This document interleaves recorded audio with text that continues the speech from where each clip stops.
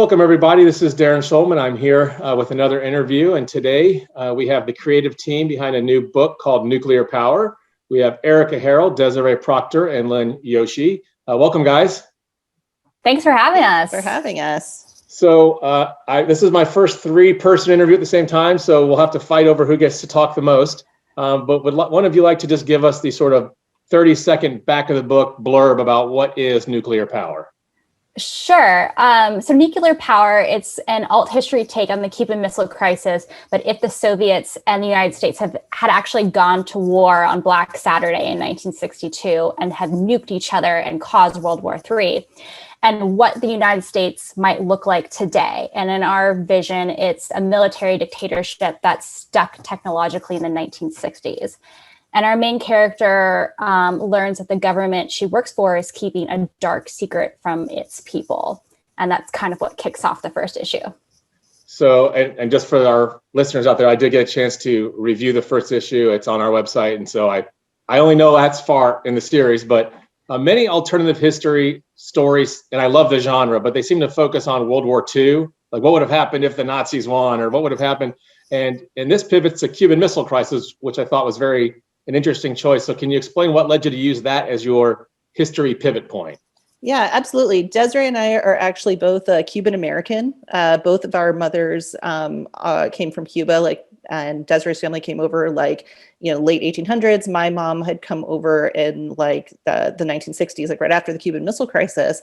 And even though we were born decades later, the Cuban Missile Crisis still had kind of an effect on our lives, and hearing the stories from our mothers and from our other family members, and how Cubans were somewhat persecuted in Florida for being different, and how many tensions there were between the US and Cuba, and the US and the USSR at that time. And both of our mothers, we had similar experiences, that they both were trying to just assimilate when they got to the US and to just fit in, and being as purely American as they thought at that time, because it was so awkward for them being seen as different. And in my mom's instance, it's she wanted to lose her Cuban accent. She didn't want people to hear that she had a very thick Spanish accent. So she watched Dallas, and she watched all the American soap operas, and Young and the Restless. And I'm actually named Erica after Erica Kane and all my children.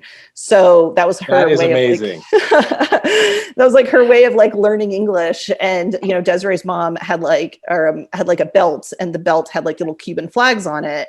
And, she remembers wanting to save the belt, her mom wanted to save the belt, but using nail polish and stuff to pry off the Cuban flags. And so we were really, because at the time, when the Cuban Missile Crisis happened, Cubans were being attacked for being different, and they were thought of as the enemy. And it wasn't until the 1990s, there was a sign near this lake in Tampa where Erica used to live that said no dogs or Cubans allowed to swim.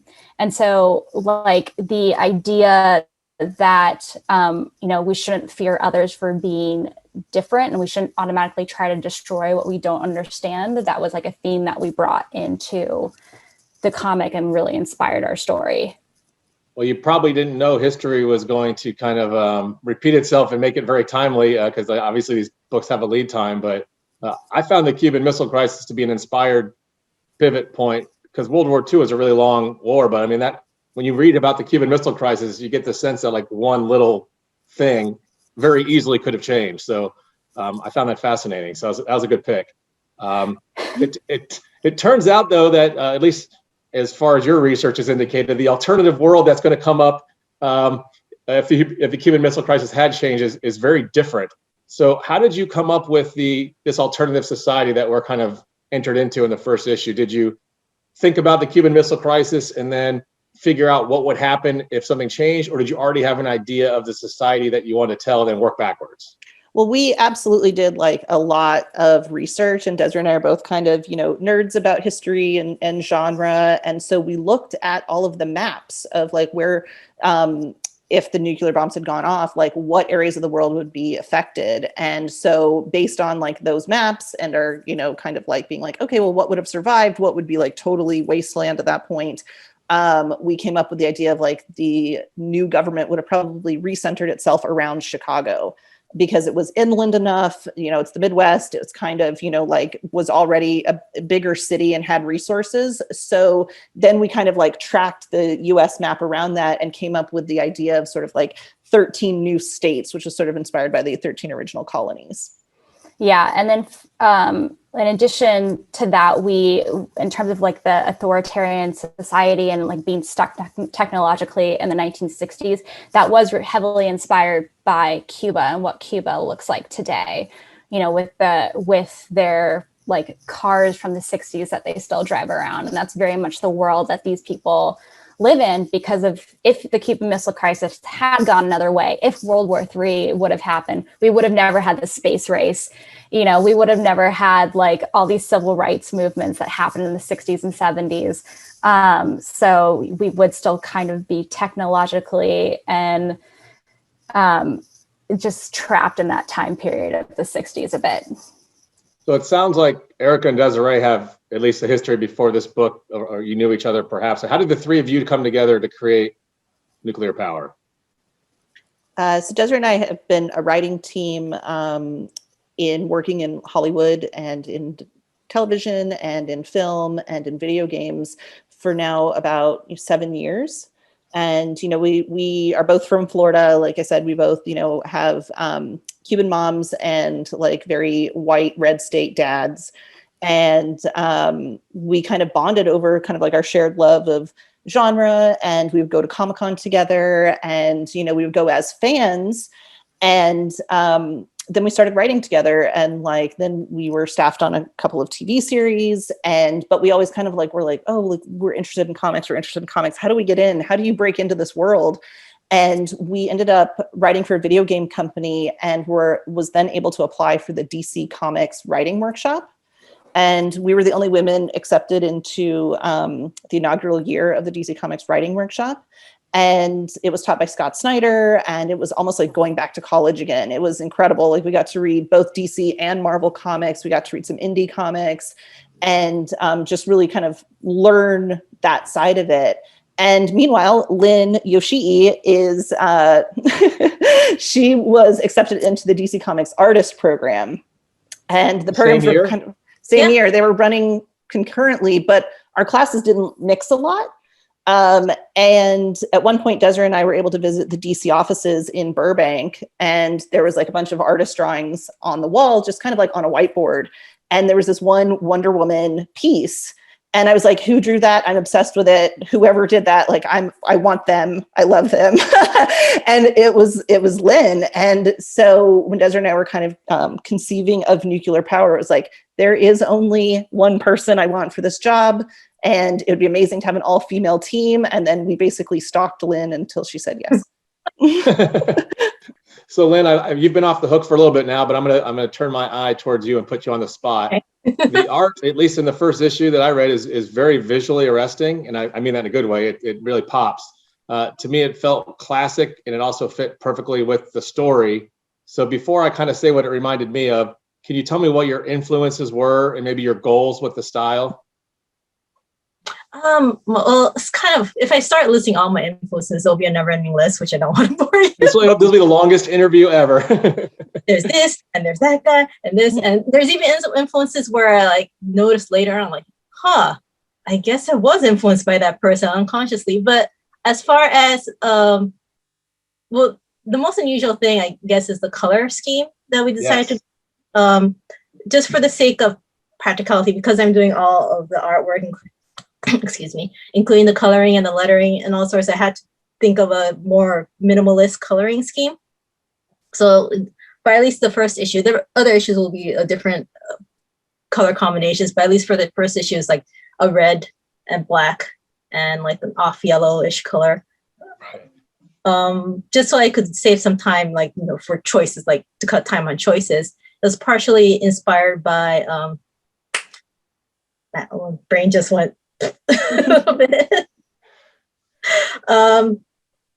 Like Soviet era artwork, right, Lynne? Yeah, it was inspired. The color choices were inspired by the Soviet propaganda posters, and also like the minimalist coloring style was also inspired by Darwin Cook's Richard Parker series, which is that stuff is much more better.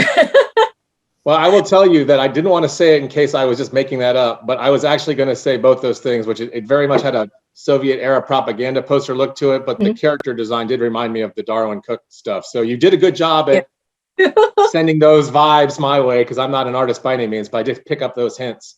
How much interplay when you're working on a book like this is there between the story side of things and the art? Are the writers delivering sort of a script and saying, go for it? Or are you saying, hey, we really want this angle over here and this is important there? Like, how did you guys work on this together? It kind of evolved, right?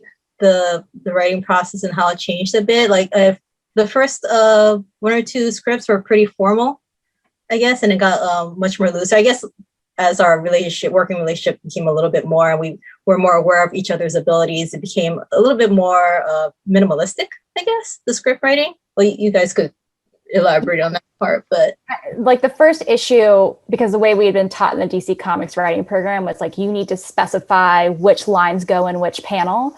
And so that's what we did for the first two issues. And then Lynn saw the scripts and she's like, guys, I know artwork better than you. Like, let me decide what dialogue goes in what panel. We're like, great, we hate doing this anyway.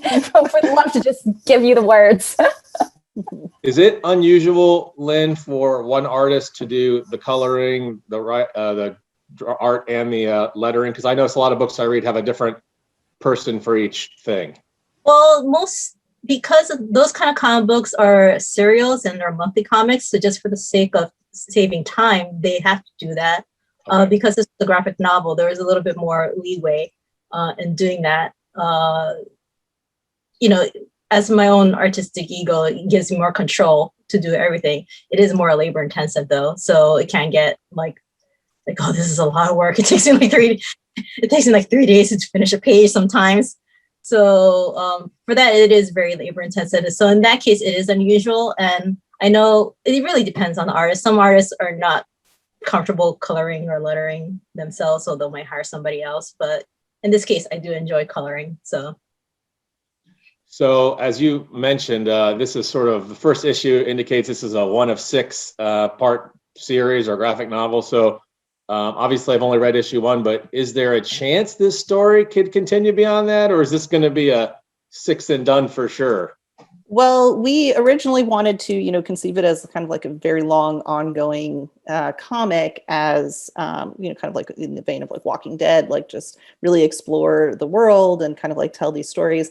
But ultimately, when working with fan-based press and just also with Lynn's schedule, our schedules, we were like, we can tell a really sharp, 6 episodes. And then, if it blew up and if it became super popular or like was adapted into something else, we definitely had ideas on like where else this would go and globally what else would have happened around the rest of the world and what kind of superpowers would have risen if both like Europe, the USSR, and Manchuria were like completely wiped out. So we definitely have ideas for that future, but for now it's like we're just telling this story and we feel as though it's buttoned up in 6. So there's a chance for fear of the nuclear power. It's just like yes, exactly. What's going on over here? So it sounds like you've had kind of a long resume of things you've worked on, but if people like your work in nuclear power and they kind of want to get hey, I want to see what else they've done already, kind of a catch up, what are some works that they should check out to see what else you've done for them to track down to read or watch? Because you mentioned you worked on some TV shows and stuff. It's interesting because most of the stuff that we've worked in television has actually been children's television. So this is very different genre for us. We recently worked on like a Disney Channel series called Just Roll With It, which was a multicam family comedy that was also partially interactive, where the live audience got to vote on what happened in scenes. Yeah, it was cool, and our video game experience definitely came in handy with that show.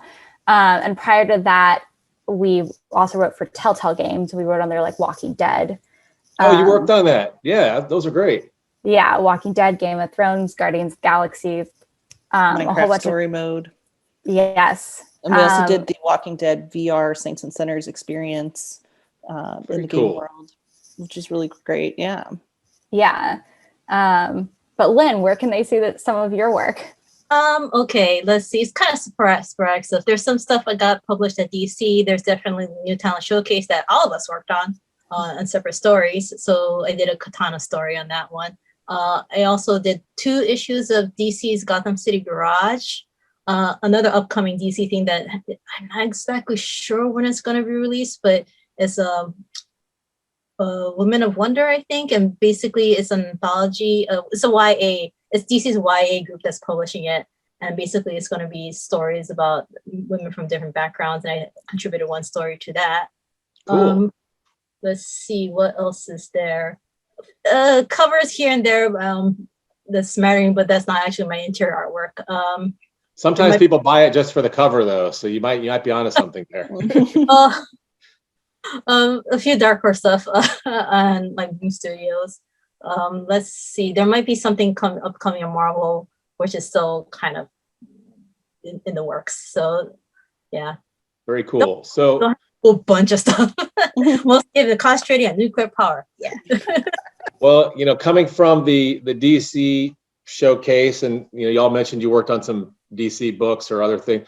Tell me about the difference between working on an established piece of intellectual property that has kind of this, probably some ground rules of what you can and can't do, looks wise and character wise. Difference between that and working on your own creation, your own new thing. Talk to me about both from the writing side and the art side. From a writing side, I think it's we, as Desiree mentioned with Telltale, it's like we were used to having these like big IPs, and then you kind of like have to work within like the creator's established parameters, and like in some ways that's really fun, and then in some ways it's like specifically Minecraft, they're very particular. They're like our block people don't poop. And it's like, okay, well, you can't make fart jokes if they don't have, intestines to poop with. So that's like a rule. It's like, actually, okay. That's like a rule. So, there's those things versus like when we're writing nuclear power, it becomes a very collaborative process between Desiree and I on, breaking the story side of just being like, ooh, like, what if this? And it's like, okay, well, if this didn't happen in this world, what did? And like, what technology did they have? Because prior to 1962, they were already starting to develop this thing. So therefore they would have something that's maybe a little more advanced, just maybe not the 2021 version of it. And we can just keep going and make it up and like go as like big or as small as we want in those things. So that's very liberating. Do the nuclear power people poop? They definitely poop. Biggest poops.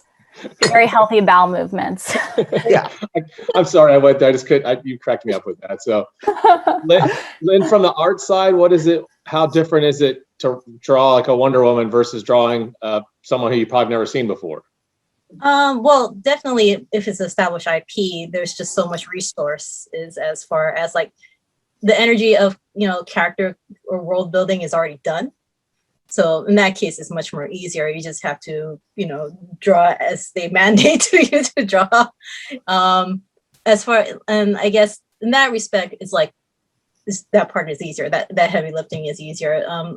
Original IP, of course, you have to do everything in world build, and sometimes there's just not enough time. It's like I want to do all of this and I want to put all that in, but I can't.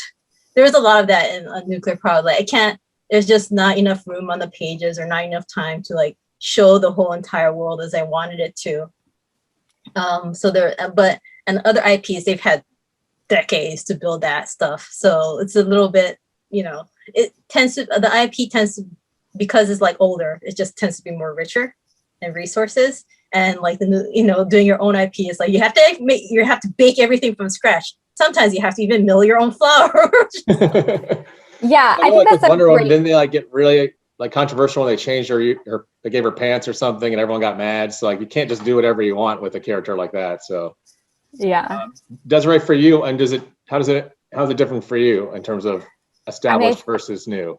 I think Lynne made a good point of it's like a lot more heavy lifting, because I think before Erica and I even wrote a line of dialogue, we did have to build the world. And so it's like a year of like research and then what if, and then creating the world and the characters. And then sometimes like starting over again. So before we even wrote a line of dialogue, it was just like, rehashing the different characters and their different relationships and making like relationship charts and stuff like that. And it just takes a lot more work. It's like, Lynne, you made a great comparison with baking. It's like, it's not like just having like the box ingredients there. I have a lot of cooking analogies. If you're not geek or comic book analogies, I have a lot of baking and cooking analogies. So I like it. We were joking before we started interviewing that. Just, Oh, go ahead. Oh, no, I was just going to say, just like also, with Desirée and I, it's like, we can hop into a Google Doc and, write our dialogue, but, bringing an artist in of Lynne's caliber was also just like a learning experience from us, because like Desirée was saying in issues 1 and 2, it's like we were describing each panel. We were also putting in like a lot of like ref material and like, oh, like maybe it's like this, maybe it's like this. And then when we started getting pages in from Lynne, we're like, everything that she's doing like blows our stuff out of the water. Like, let's delete some of our words. We don't need that line because she's taking care of that emotion, like in the acting that she's able to do. And like, artists are somewhat like actors with pencils. Like, it's like, she's really like drawing that out, and that's, that conveyed a lot more. So it's like, okay, great. Like she knows what we're going for. And like, we just trust her now. Lynne, do you ever read like a piece of dialogue and you're like, I'm not a writer, but this is bad, I need to change the word or something? Do you ever do that? Like, hey, this is cool. Not America script. There has been like times when I have read other scripts and I'm like, oh God, how did they expect it? There was one time, it wasn't a dialogue thing, but there was, and I don't want to spoil anything for future issues, but in a future issue, there was a character that was going to die. And Lynne was like, guys, this is too depressing. You can't kill off this character. And so she ended up saving the character, which ended up like changing like the next couple issues slightly. Oh, I remember that one. Yeah, that was like, Yeah. wait, she's dead? Like, oh no. Yeah. I don't want to spoil who or what, but yeah. So you have an alternative history in the alternative history story now. So Yes. now you have to go back and rewrite it the other way. We have a multiverse going on. You have a cross pollination or something. So we were joking before we started the interview that I kind of lost this last year. My baby's 2, but it feels like she hasn't been outside yet. So how has the pandemic affected your work? Either good because you can just sit and jam on stuff in your house, or bad because it's harder to collaborate? Or talk to me about that. Well, we had to push 6 months. We were originally going to come out in October. The first issue was supposed to come out in October of 2020. And, the printing presses were all closed because it was out of Asia. So we had to push everything. But I think in the end that ended up being a good thing because it gave us some more time. So that was like the biggest thing that we had to deal with. Well, 2020 was awful for me personally. There was some family tragedy involved. Nuclear press and like Desirée and Erica were very nice about it. So there was a bit of a few months of very hard times for 2020. So yeah. Yeah, absolutely. And for us, there was like, as Lynne was mentioning, it was kind of like, well, will she be able to finish the book? And that was like a big question of it. And I think, both on Desirée and I's side of it was just being like, for us, from the beginning, as I told the story of seeing Lynne's, sketch of Wonder Woman, where I was like, no, like this book is staked on Lynne. Like we wait, like whatever she's going through, we wait, because that's going to pay us dividends in the end, to have like one person's, hand and one person's vision, who basically like literally lettered, colored, and drew this, all of it. And like, I think that that's such a cool thing to have like within these 6 issues. Well, if the first issue is any indication, it's a nice triumph over 2020, because it's a really nice, it's a good story, but it's a really nice looking book, Lynne. I mean, every page just popped. And so I'm glad you finished it up, because I enjoyed reading it. If fans want to connect with you, some people have a Twitter page or a LinkedIn or a Pinterest or something, probably not LinkedIn, but is there a social media site or some page where people can kind of link, a website or something where people can follow you or link up with you? Well, if you're interested in buying the comic, you can buy the first issue on Comixology. It's less than $1. And if you want to buy the trade paperback, if you purchase in advance, you get like a bunch of free artwork as well. And the trade paperback comes out in October. So if you pre-order which you can do on nuclearpowercomic.com. You can get like all 6 covers signed by us. The artwork is the best part, not our signatures. As well we'll as minimize our signatures to not ruin Lynne's art. Yeah. Right over the most important part of the page. That's the thesis. I'm on Instagram. I'm Desirée Proctor. I'm not on Twitter. I'm on Twitter at Erica Harrell, Harrell. I have an Instagram and Twitter and Facebook, but I don't really update often. I guess the best place to see my artwork is on Instagram. Since I don't expect anybody to spell my name correctly, you can find me at ProtoKitty Art or ProtoKitty on that handle. Or if you're willing to try to spell out my name, LynneYoshii.com. Very cool. And one more time, just so everyone, if everyone's enjoyed this conversation, where can they get the first issue of Nuclear Power? You can buy the first issue on Comixology and Hoopla for less than $1. And then you can buy the trade paperback, which it comes out in October on nuclearpowercomic.com. Well, thank you very much for your time and everything. This has been a lot of fun. I think I've learned a lot about the process of making a comic book. So I appreciate your time, and I'm sure our viewers will as well. So thank you. Thanks for having us. Take care.